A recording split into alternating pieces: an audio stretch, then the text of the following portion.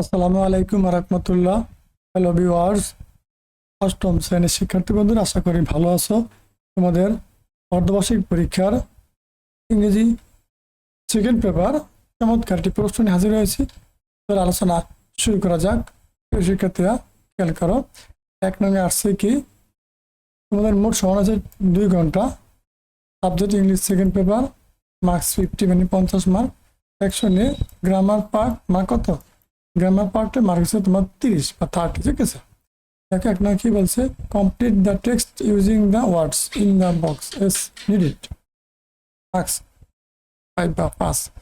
মানে উপরে বক্সে কিছু মান আছে, এই মানগুলো দ্বারা নিজের শূন্যস্থান দেওয়া আছে, যে ABC দ্বারা এই শূন্যস্থানগুলো ফিল আপ করার জন্য বলছে। এখানে 10টা দেওয়া আছে, 10টা ফিল আপ করলে তুমি একটা হাফ মার্ক করে 10টায় 5 মার্ক পাবা।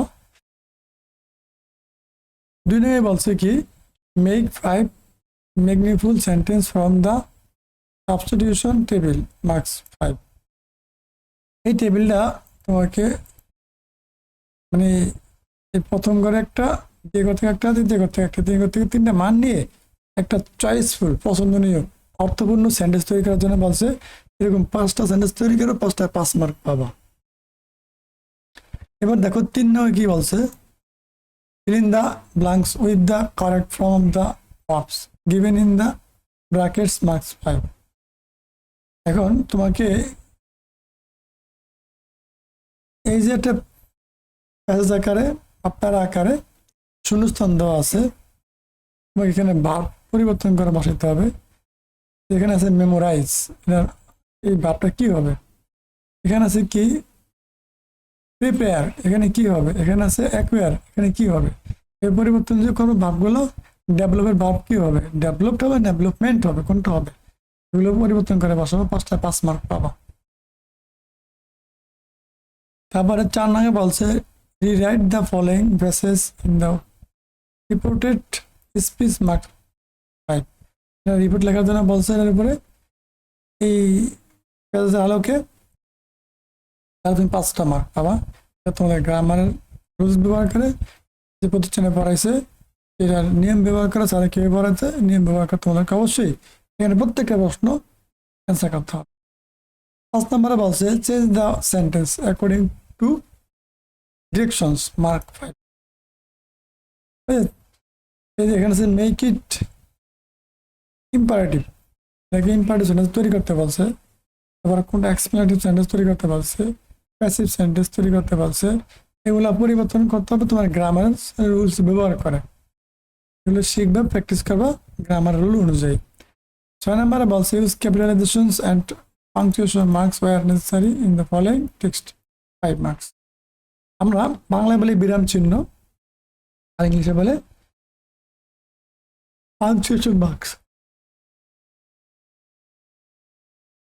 আমরা জানি সেন্টেন্স শুরু যেখানে হাউ আছে, হাউ এস হাউ, তো এইটা প্রথম বড় হাতের অক্ষর হবে, এবং যে কোনো জায়গার নাম বড় হাতের অক্ষর হবে। দেখো এই যে মাঝখানে এখানে আই আছে, আইকে কোনো ছোট হাতের হয় না, আইটা সবসময় বড় হাতের হবে।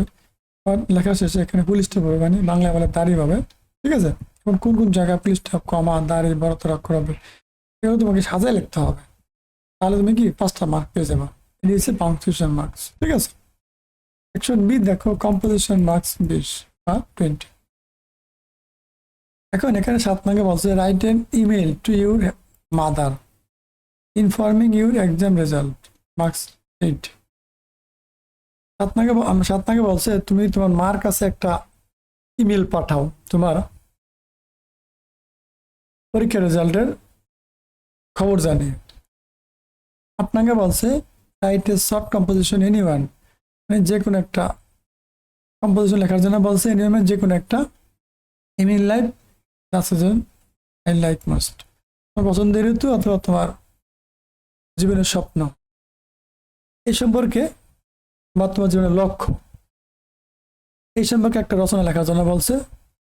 মার্ক পাওয়া দেখা যায় যদি 20 মার্ক, আর ইমেইলে 8 মার্ক, তাহলে রচনায় 12 মার্ক, ঠিক আছে। এই ছিল তোমাদের 50 মার্কের একটা গুরুত্বপূর্ণ প্রশ্ন, প্র্যাকটিস করো। আর এগুলোর পাশাপাশি অবশ্যই তোমরা আরো বাড়তি প্রশ্ন তোমাদের যে গ্রামের রুলস ব্যবহার করে অনুশীলনীমূলক বই আছে, এখান থেকে প্র্যাকটিস করা, এখান থেকেও আসতে পারে, আবার তো ওখান থেকেও আসতে পারে। ভালো থাকো। যদি ভিডিওটা ভালো লাগে তাহলে অবশ্যই চ্যানেলটি সাবস্ক্রাইব করে পাশে থাকা বেল আইকনটি অন করে দিবে। আমরা এই ধরনের আরো নতুন নতুন ভিডিও নিয়ে তোমাদের সামনে হাজির হবো। ভালো থাকো। আল্লাহ হাফেজ।